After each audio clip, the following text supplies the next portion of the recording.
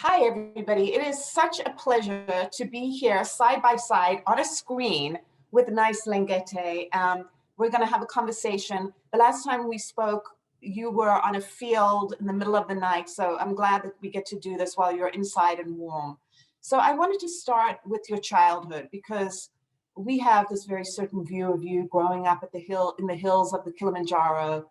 And tell me a little bit about your early childhood, what it was like growing up, what your day-to-day life was like. Yeah, I grew up because I was born and raised in a village called Nomayanat. And I like saying where I come from is, from the slopes of Mount Kilimanjaro.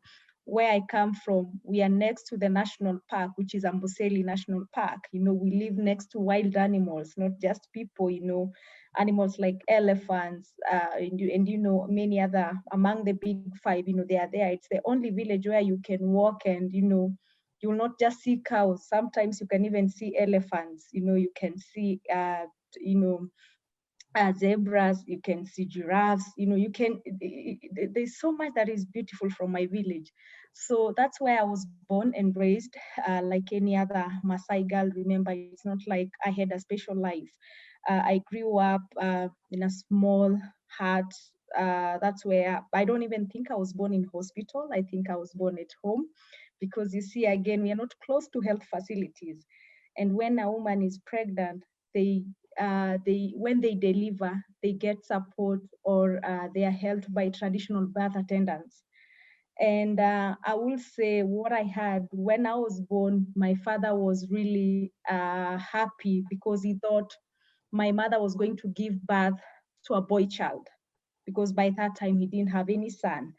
And he was traveling to Savo, and when he had, like, my mother has given birth, he came. It's not like now whereby you have scan or people go to hospital, you can know the sex of your child. So he didn't know. So when he came, it's that girl Nice that has been born. And he got that name from one of his friend who said that's a nice baby, and that's how I got the name Nice, because people always ask me, is that a name? Or I get that all the time. One of the duties I used to do at home is like fetching firewood, fetching water, because we didn't have water close to our place. So you have to walk for some distance to go and fetch water, with my mother and my sister. I also used to go and fetch firewood. That's where also your mother will show you how to cook, how to look after cattle, how to look after the small goats and all that. So much of what this book is about is it's about you and your sister. It's about two sisters saving each other, taking these very different paths. And at a certain point in your life, you realized that the ritual that you knew you had to go through was something you could not. Tell me a little bit about your sister, what happened, and maybe this is a good place to sort of talk about, this ideal childhood in a certain way, very happy, and, again, your parents dying so young. Yeah. Talk us through the journey of what happened to you and your sister. Yeah. When I lost my parents, my father and mother, remember, we didn't have anyone to take care of us. So the only option that we had is to go and live with our grandfather.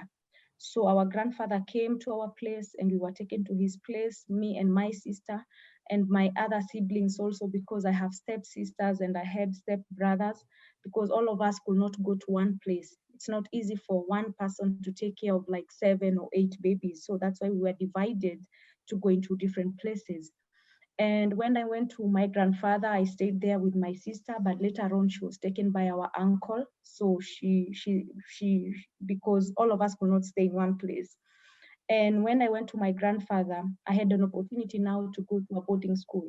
And when I went to the boarding school, to me it was like an eye opener, because remember, I'm coming from this village whereby my mother has been circumcised. My friends, my neighbors, my cousins, my aunties, everyone around me has undergone the cut. So that's the life I knew. So when I went to the boarding school also, I started interacting with girls from different communities.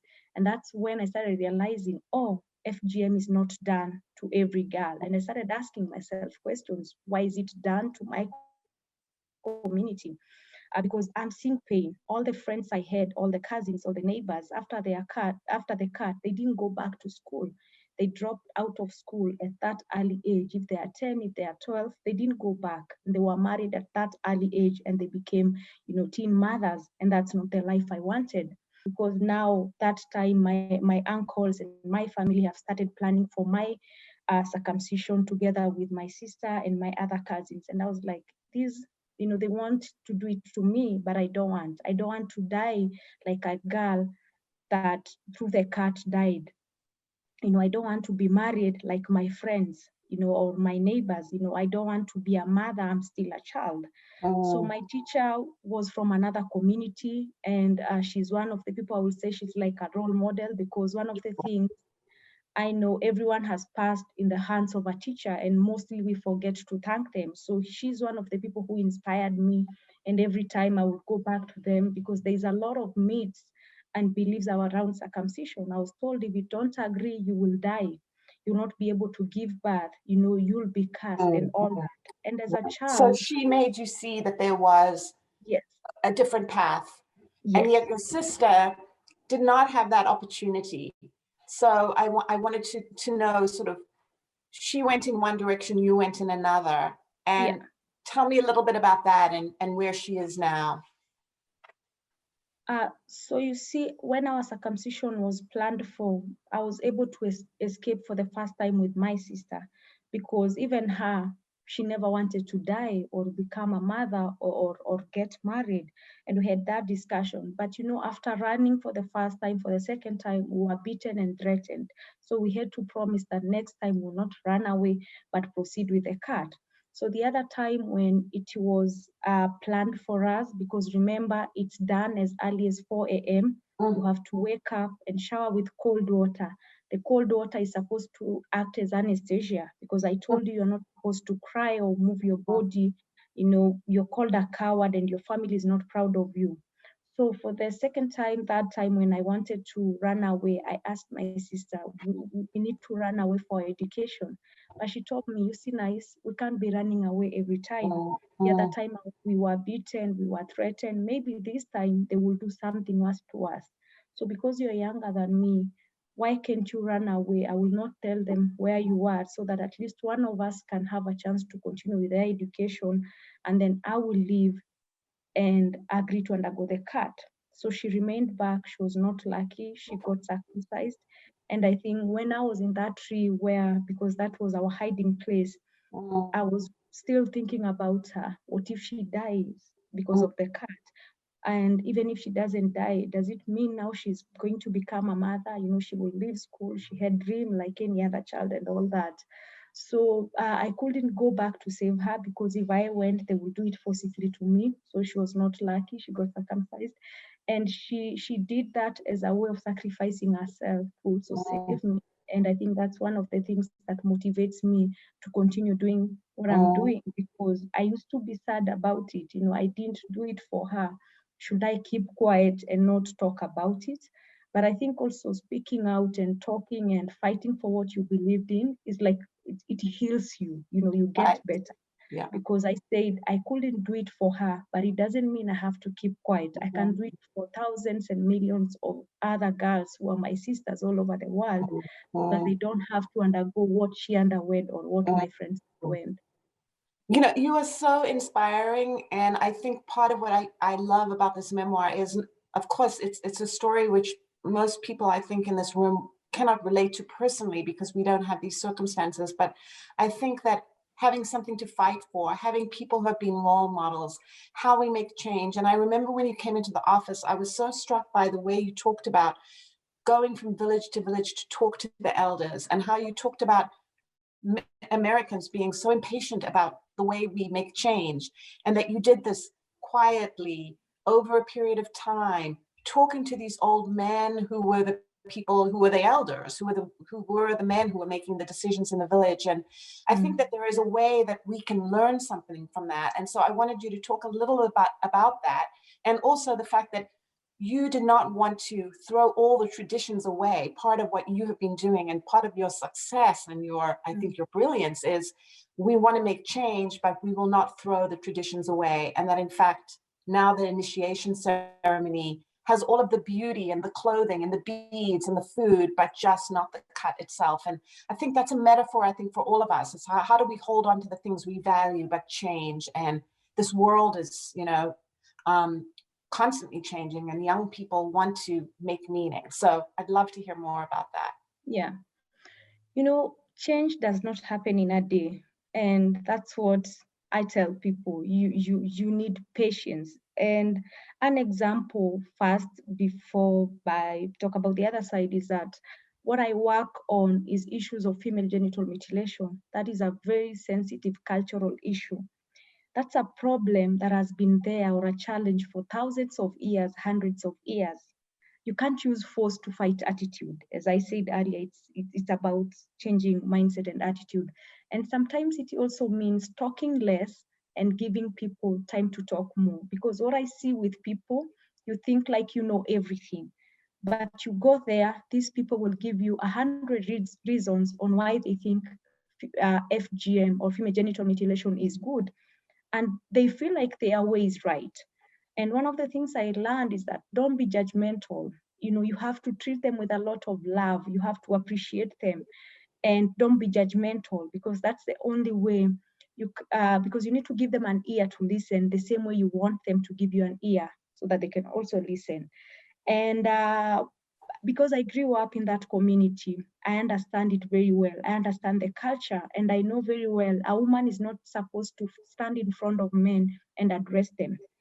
But remember, if you want to bring female genital to an end, it's not a women issue, it's not a girl issue. That is a community whereby decision is made by men, the elderly and the young. Again, the younger men are the ones who are marrying these girls when they are still young. They're like their future husbands. So if I talk to girls and I don't talk to men, I'm not bringing change into that community. And remember, we are not only talking about how it's affecting the health of girls, how it's also affecting the education. My friends, my neighbors, they were married off. They were not able to go back to school. And if we are not investing in our girls' education the same way we're investing in boys' education, we cannot have a better community or a better world the way we want to be. We've seen countries whereby that invest in girls' education and same as boys' education. Those are developed countries. There's so much to say, and we just have such a short time, but tell me about your sister, where she is now, and also not because obviously COVID has made everybody's lives go off track, but what is your life now?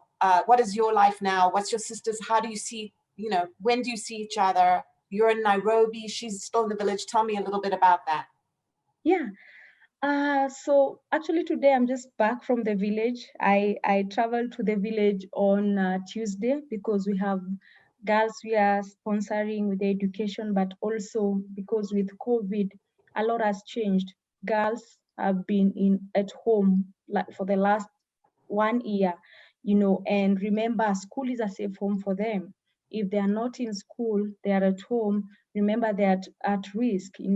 So many cases of female genital mutilation now we are seeing they are going high. So many cases of teenage pregnancy, so many cases of child marriage. So I will say with my sister, always we are together, because remember now she's not married. Again, we are together, but we live together back at home. Well, people may not know that. So she married very young. She had boys, your nephews, and then the marriage fell apart, or she left him, or that's a very modern way of saying they're not together anymore. Yes. I hope it's a modern way of saying it. So yeah, she's the mother of 3. My great nephews, 2 of them are now in boarding school. We took the other one this year to boarding school, so that also she can have a chance, to continue with her studies and all that. Now we are connected again, because our childhood, since I left my home, she went to my uncle's place.